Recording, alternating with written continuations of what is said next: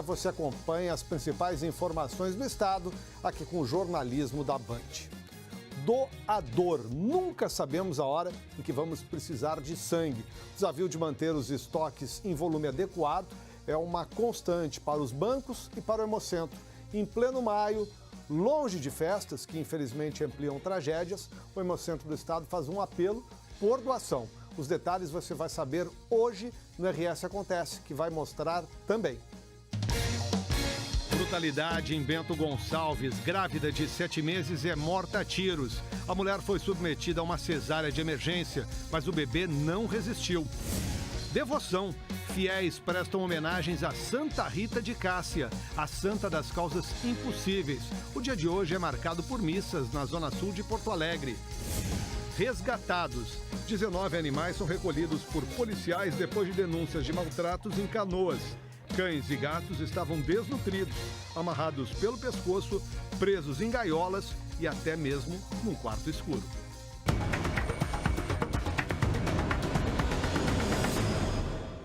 E a nossa saudação nesse dia do abraço vai para o município de Mariano Moro, no norte do estado, junto à divisa com Santa Catarina, 420 quilômetros aqui de Porto Alegre. Isso porque a cidade completa hoje 53 anos de emancipação.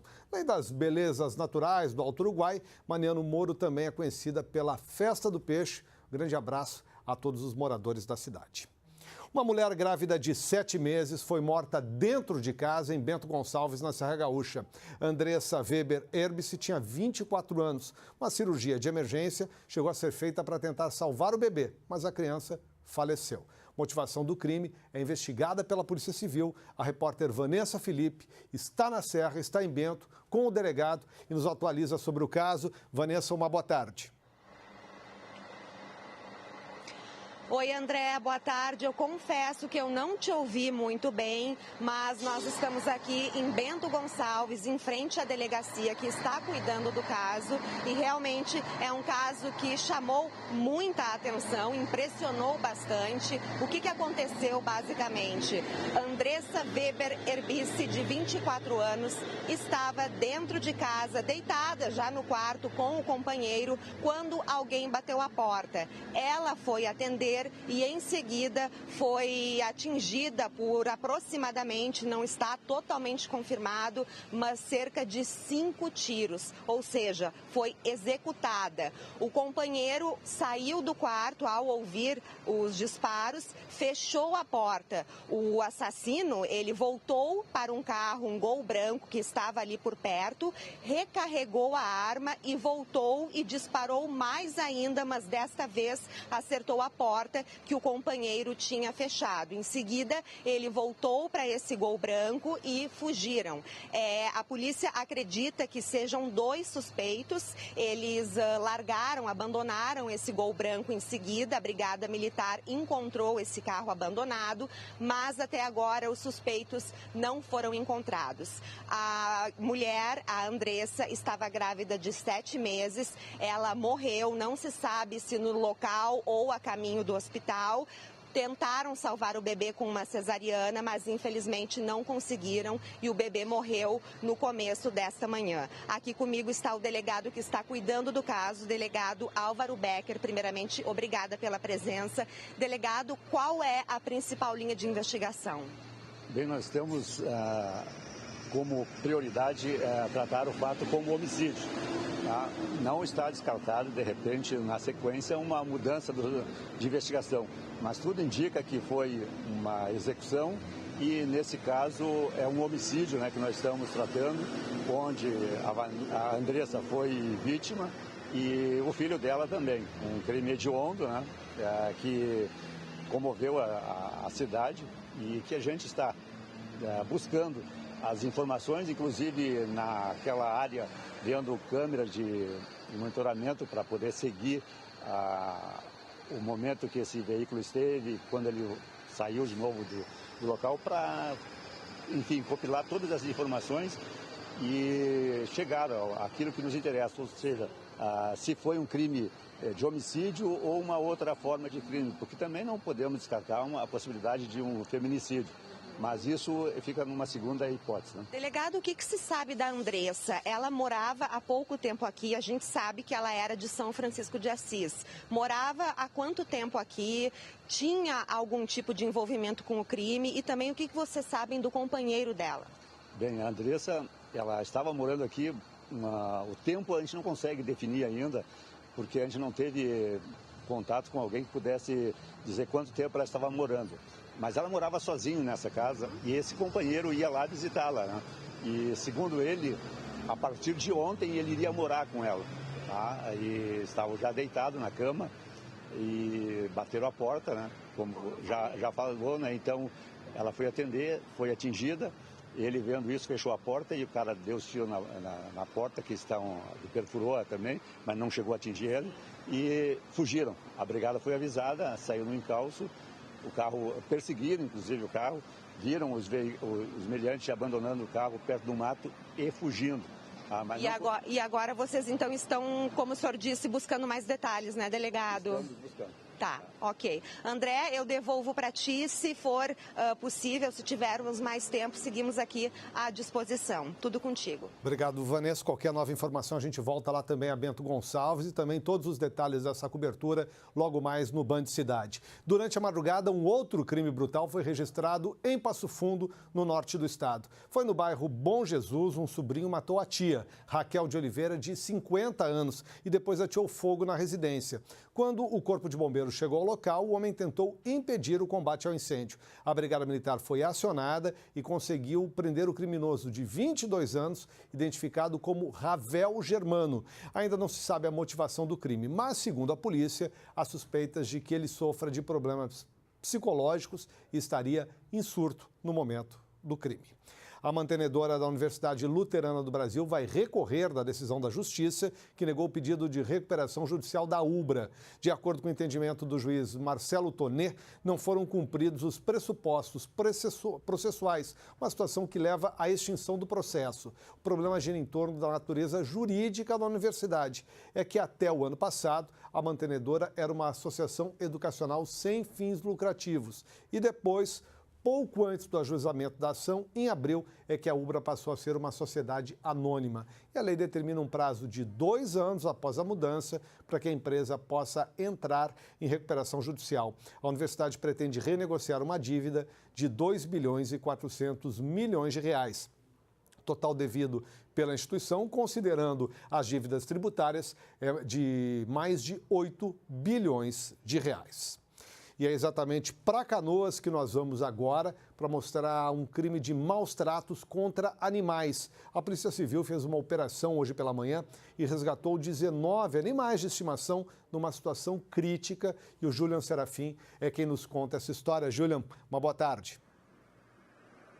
Boa tarde, André. Boa tarde a todos. Esses animais foram encontrados em uma casa no bairro Matias Velho. 11 cães e 8 gatos que, de acordo com a polícia, viviam numa situação de perigo, viu? Essa operação foi desencadeada depois de uma denúncia anônima, então a operação denominada como Operação Arca é uma operação permanente da Polícia Civil que visa aí a proteger os animais aqui da região metropolitana. Daqui a pouquinho a gente vai mostrar imagens inclusive chocantes, viu, desses animais. Muitos deles viviam dentro de gaiolas de pássaro, tinha animais também que viviam num quarto isolado, totalmente escuro, sem água, sem comida, e de acordo com uma veterinária que acompanhou essa operação, ela disse que os animais estavam tão debilitados, que eles, nesse ambiente confinado, eles não conseguiram desenvolver músculos. Então, daqui a pouquinho, aqui em Canoas, nós vamos conversar com o delegado Mário Souza, que liderou toda essa operação, e vamos esclarecer e saber o porquê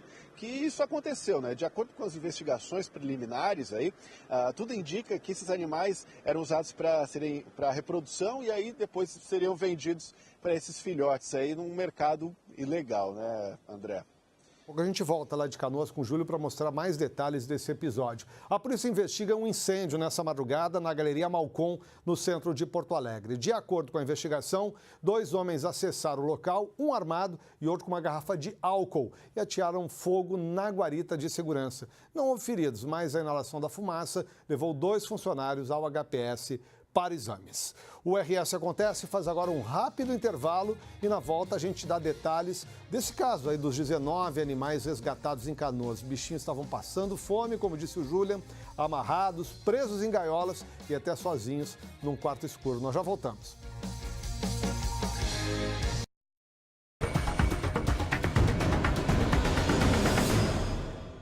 O RS Acontece está também disponível no Facebook. Acesse aí o facebook.com.br/BandRS. Pode mandar mensagem para a gente, como fez o Juarez Espíndola. Aliás, o Juarez e todo mundo que está nos acompanhando, se estiverem em boas condições de saúde, tiver entre 18 e 69 anos, teve uma boa noite de sono, não ingeriu bebida alcoólica nas últimas 12 horas e não fumou nessa manhã, qualquer um de vocês pode ser candidato a atender um chamado para salvar vidas. O Hemocentro está precisando de doadores de sangue.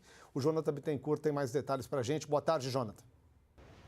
Boa tarde, André. Boa tarde para quem acompanha o RS Acontece. Todo tipo de sangue é bem-vindo, mas os mais requisitados nesse momento são o O positivo e o O negativo. De acordo com a coordenação do Hemocentro, nesse último mês de abril, houve uma queda no número de doações, em torno de 16% em relação a abril do ano passado. E esse mês de maio está ainda com a tendência de queda nas doações, principalmente por causa das chuvas, o pessoal que costuma não sair tanto de casa para vir até o Hemocentro. No entanto, esse local costuma alcançar muitas instituições de saúde. São 40 hospitais ao todo, em Porto Alegre, região metropolitana e no litoral gaúcho, que são atendidas, são alcançadas, beneficiadas com sangue doado neste espaço.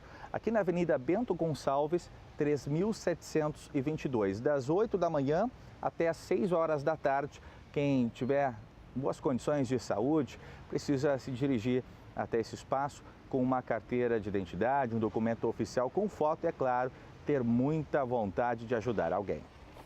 E tem Hemocentros aí pelo interior, dá para você doar em várias cidades e já aproveite para fazer o cadastro de doador de medula. Sobre saúde, ainda a terceira vara federal aqui de Porto Alegre condenou o casal de administradores do Hospital Petrópolis a ressarcir o Sistema Único de Saúde, o SUS, em R$1.900.000. O hospital decretou falência no ano passado. A juíza Thaís Justina também determinou a perda de bens e valores dos réus entre 2009 e 2010. A defesa ainda pode recorrer. A decisão atende a uma representação do Ministério Público Federal que processou o hospital, o diretor clínico, técnico e administrativo, Carlos Eugênio Della Arroio, e a esposa dele, Maria do Carmo Muniz Della Arroio, que atuava como gestora. Entre as irregularidades, o casal é acusado de inserir dados falsos em relatórios de cobrança que são enviados ao SUS, o que já configura como improbidade administrativa.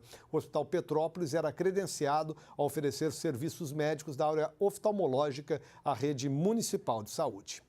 Um julgamento hoje em Brasília motiva um protesto em frente ao Tribunal Regional Federal aqui em Porto Alegre. O caso se refere ao fornecimento pelo SUS de medicamentos para portadores de doenças raras. Elizabeth Becker, uma das nossas telespectadoras, explica. Aqui nós temos um grupo de pais e estamos fazendo um apelo aos ministros do Supremo para que protejam a vida, deem direito à vida, porque a vida é constitucional, é direito de nossos filhos, das pessoas com fibrose cística e das doenças raras. Estamos representando as associações de fibrose cística, mas também das doenças raras do Rio Grande do Sul. Esperamos que a decisão do Supremo Tribunal Federal seja favorável, porque está nas mãos dos juízes a vida de 13 milhões de brasileiros. Uma angústia para todas essas famílias nesse momento, né? Um abraço ao seu Silvio Sena, que nos acompanha lá em Caxias do Sul. Um novo balanço da Secretaria Municipal da Saúde aponta que 255 casos de dengue já foram registrados aqui em Porto Alegre. O bairro mais atingido é o Santa Rosa de Lima, na Zona Norte, com 207 casos. A doença também chegou em outros bairros da capital. Aqui no Jardim Lindóia foram registrados 13 casos. No Jardim Floresta, outros 12. No Sarandi, mais 4. Tanto no Rubem Berta quanto no Floresta foram registrados mais 3 casos, enquanto que no Cristo Redentor, mais 1. Por conta da incidência da dengue aqui na Zona Norte da capital, a Prefeitura realiza ações de fiscalização e aplicação de inseticida com o objetivo de combater a doença. Prepara o estômago, né? A gente volta a falar agora sobre o caso de maltrato de animais em Canoas, aqui na região metropolitana. Julian Serafim está conosco e vai falar também com o delegado responsável pela investigação, Júlio. Pois é, a gente vai mostrar imagens lamentáveis, né, André? Infelizmente a gente tem que mostrar, é da nossa função, mas é um trabalho também muito importante da Polícia Civil, né, que essa, na verdade, é a 4ª Operação Arca. Mas, assim, vendo essas imagens, fica a pergunta: quem é que faz esse tipo de coisa e o porquê, delegado Mário Souza? As pessoas têm maltratado tantos desses animais que, enfim, não conseguem se defender, né? Boa tarde a todos. Na realidade, a Operação Arca é uma atenção especial que a Polícia Civil, em conjunto com os órgãos do meio ambiente, aqui em Canoas, Secretaria do Meio Ambiente, tem feito. Essa operação começou em fevereiro desse ano, para coibir os maus tratos. Então, eu não acredito que as pessoas estejam maltratando mais. Eu acredito que isso aí já existia, era uma demanda represada, e nós estamos agora atuando mais dessa forma, com mais repressão, também prevenção, mas a repressão que é importante. A pessoa que comete o crime de maus tratos, ela tem que entender e saber que isso é crime, ela poderá ser autuada e poderá ter que responder também judicialmente pelo que ela fez. A nossa intenção é que com essas ações repressivas diminua os maus tratos aos animais aqui no município e na região. Essa 4ª operação, como a gente já falou, mas nas diligências, né, quando vocês vão conversar com as pessoas responsáveis por esses maus tratos, o que elas justificam para você? As justificativas, na realidade, não existem de forma natural. O que existe são explicações, mas geralmente é alguma coisa financeira, ou diz que tentou cuidar, e etc. Mas o que os policiais observam nas situações mais graves é um sentimento, no mínimo, estranho, né? Porque não tem como tu acreditar que um animal, por menos condições de cuidado que tu tenha que ficar no escuro ou numa gaiola de passarinho. Então, na realidade, as justificativas não são plausíveis, né? E tem outras justificativas daquelas pessoas que têm pequenos negócios e que tratam dessa forma. O que a gente observa muito é que por trás da questão dos maus tratos existe, muitas vezes, o objetivo do ganho, do lucro. Foi o que aconteceu nesse caso, era para vender os filhotes, no caso? Vários casos. Uma das suspeitas é nesse sentido. A suspeita é que possam também esses animais serem revendidos. Isso agora vai ser aprofundado na investigação. Mas o importante que a gente busca com a Operação Arca é coibir os maus tratos dos animais aqui na região, receber as denúncias e fazer um trabalho forte da Polícia Civil com os órgãos de proteção aos animais para que isso estanque e pare. Responde rapidinho para a gente, o que vai acontecer com esses animais agora? Bem rapidinho. Esses animais estão sendo, nesse momento, tratados, foram resgatados, eles vão ficar um período aí de busca da melhoria deles de saúde e depois nós vamos comunicar isso adiante. A princípio, no início do mês de julho, nós vamos organizar a adoção, que é muito importante. Tá certo. Muito obrigado, delegado. Então, André, a gente fica aí acompanhando a situação e parabéns para a polícia que desencadeou aí a 4ª Operação Arca, que é aí de combate à violência dos animais aqui da região metropolitana. André. Obrigado, Julian. Obrigado ao delegado Mário. Olha, e a gente segue falando sobre isso porque uma mulher foi presa em São José do Hortêncio, no Vale do Caí, também por maltratos a animais. De acordo com a polícia, ela mantinha mais de 20 bichinhos em situação precária. O local, por exemplo, era muito pequeno para a quantidade de animais. A suspeita é de que lá se fazia a procriação, obviamente irregular, de cães. Nós vamos para mais um intervalo comercial e você vê aí imagens de mostardas no sul do estado. Essas cenas foram gravadas para a gente pelo prefeito da cidade, Moisés Pedônio. O prédio histórico que você vê é o auditório Matias Velho. Nós já voltamos.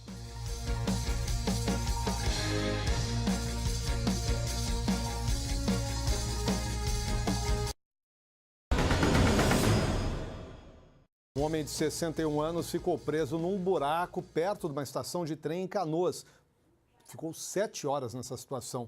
Alderey Klein caiu em um bueiro localizado entre o muro e os trilhos da Transurb, na parte interna da operação dos trens. Ele foi localizado depois de fazer um contato com um familiar e informar a situação em que ele se encontrava. Os bombeiros e a Guarda Municipal de Canoas foram acionados e encontraram o homem a partir do contato permanente pelo telefone celular. Depois de resgatado, ele foi encaminhado ao Hospital de Pronto-Socorro do município e liberado no final da manhã. De acordo com a empresa, com a Transurb, o local não é próprio para o acesso de pessoas. A Câmara Municipal de Porto Alegre vai realizar uma audiência pública para debater as mudanças na meia-passagem para estudantes aqui na capital. Sobre o protesto das entidades estudantis, a Prefeitura quer limitar a isenção para famílias com renda familiar de até 3 salários mínimos. Ontem à tarde eu recebi a visita de 60 estudantes que representam as mais diferentes escolas municipais, escolas públicas, particulares, grêmios estudantis, com a preocupação de um projeto do governo municipal da retirada do meio passe livre. E então eles solicitaram uma audiência pública e a tribuna popular, e eu trouxe, como de praxe, como é sempre da minha forma democrática, essa questão para debater com a mesa diretora, que compõe os vereadores, vice-presidente e demais vereadores, e ficou decidido então que a audiência pública ocorrerá logo após do edital, 20 dias a contar desta data, eles farão aqui a audiência pública. E ficou tudo acertado. A única coisa que, visto que será, nós teremos aqui a liberação da audiência pública, não tem necessidade da tribuna popular. Bom, hoje é dia da Santa das Causas Impossíveis. A italiana que viveu entre os séculos XIV e XV é a padroeira daqueles que precisam superar grandes barreiras. A devoção está sendo celebrada com missas e também com pagamento de promessas na Igreja Santa Rita de Cássia, na Zona Sul aqui de Porto Alegre. Teve missa nas primeiras horas da manhã no Santuário Santa Rita de Cássia. Dezenas de fiéis chegavam com rosas para homenagearem a Santa das Causas Impossíveis. O evento, que chega na 60ª edição, é muito tradicional em Porto Alegre. Só no domingo, primeiro dia de festa, a procissão atraiu 15 mil pessoas. A procissão mesmo assim, teve um grande fluxo de pessoas, né, a partir de 64. Foi uma situação difícil que o país também estava vivendo, né? E muita gente naquele ano veio aqui na procissão. A partir daí sempre foi uma procissão grande. E a devoção a Santa Rita também é muito grande, né? Ela que nasceu no ano de 1381, né? E tem na sua vida grandes sinais de graças de Deus, né? As pessoas se solidarizam também com ela e aqui procuram. Nascida na Itália, a Santa Rita de Cássia foi casada com um homem violento e ao longo dos 18 anos de matrimônio, ela fez de tudo para ter paz dentro de casa. Foi através de muita oração que a santa conseguiu mudar o temperamento do marido. Mas ao longo desses anos, comprando briga nas ruas, foi assassinado. Os filhos prometeram vingança, porém, Rita de Cássia pediu a Deus que os levassem, ao invés de sujarem as mãos com sangue. A questão do convento também, que ela não foi muito... No início não queriam aceitá-la e no fim ela conseguiu entrar. Então tem vários fatos que as pessoas olham e dizem, nossa, são coisas difíceis, até impossíveis, e Santa Rita conseguiu. Há 17 anos, Patrícia enfrentou uma gravidez de risco. Teve que ficar toda a gestação de cama. Ela recorreu à fé para conseguir dar à luz a filha. Tem aquele medo, aquela expectativa, vai ou não vai dar certo. Então a fé foi muito importante. A graça de Stephanie também foi alcançada. Depois de tentar diversas vezes, ela conseguiu finalmente tirar a carteira de habilitação. Tentei passar 2 vezes, não consegui. Aí na terceira minha mãe me falou, faz uma promessa que ela vai te ajudar. E eu fiz e eu consegui. Para comemorar esses milagres, o Santuário Santa Rita de Cássia vai celebrar 11 missas ao longo do dia. Mas por trás dessa festividade toda, mais de 300 voluntários estão envolvidos. Só hoje, por exemplo, serão servidos 235 almoços, o que dá muito trabalho para os churrasqueiros aqui. Me conta, quantos galetes estão agora espetados no fogo? Olha, agora já estamos quase no fim dessa empleitada aqui, né, de assar. Já temos quase no fim já. Qual é o principal tempero de vocês? O amor, carinho, atenção, a sinceridade. Esse é o grande tempero da festa de Santa Rita de Cássia. Eu me criei com uma imagem linda de Santa Rita de Cássia em casa. 7 unidades dos Correios vão fechar no Rio Grande do Sul até o dia 5 de junho. 5 delas ficam em Porto Alegre, uma em Canoas e outra em Caxias do Sul. Aqui na capital vão ser extintas as agências Farrapos Aeroporto, na Zona Norte, Rio Branco e Siqueira Campos, na área central, além da agência Menino Deus. As demandas devem ser absorvidas por outras unidades próximas. O anúncio dos encerramentos do trabalho aqui no Rio Grande do Sul veio junto com a divulgação do fechamento de 161 agências do Correios em todo o Brasil. Uma última informação para encerrar o RS Acontece. O governador Eduardo Leite confirmou o nome do atual Procurador-Geral de Justiça, Fabiano Dall'Azen, no comando do Ministério Público Estadual. O anúncio foi feito há pouco durante evento na Federação. Dall'Azen foi o mais votado na lista tríplice, que foi elaborada por procuradores e promotores de justiças. Você tem outras notícias do Estado logo mais às 6:50 da noite no Band Cidade. Na sequência está chegando a Regina Lima com o Band Mulher. O RS Acontece volta amanhã à 1:30 da tarde, depois do Donos da Bola. Obrigado pela audiência. Aproveite seu dia.